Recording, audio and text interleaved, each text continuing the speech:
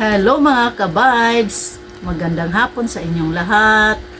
Andito kami ngayon sa loob ng kwarto ni Monica. Magpapahinga kami kasi tapos na kaming nag-lunch. Ito yung kwarto ni Monique. Look at that.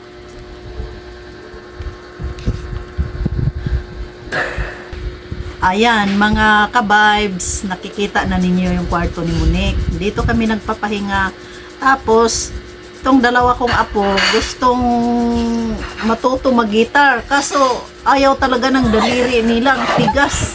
Kaya ito, mag-gitar. Oh, mga ka-vibes ha, kakanta ako ng mga ilang minutes lang.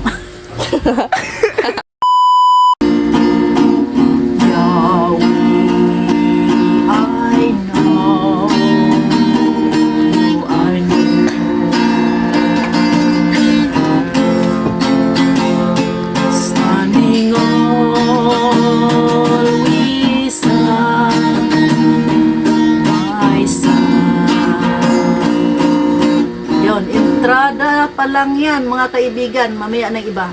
So, ayun lang mga kaibigan, kasi hindi natin memorize yung mga lyrics at saka chords.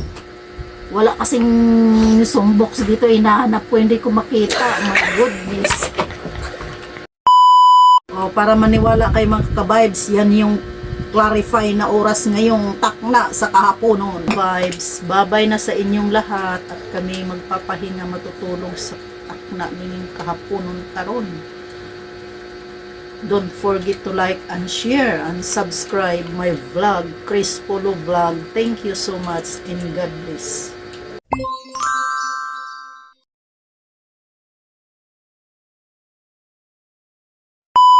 Vibes. Good afternoon.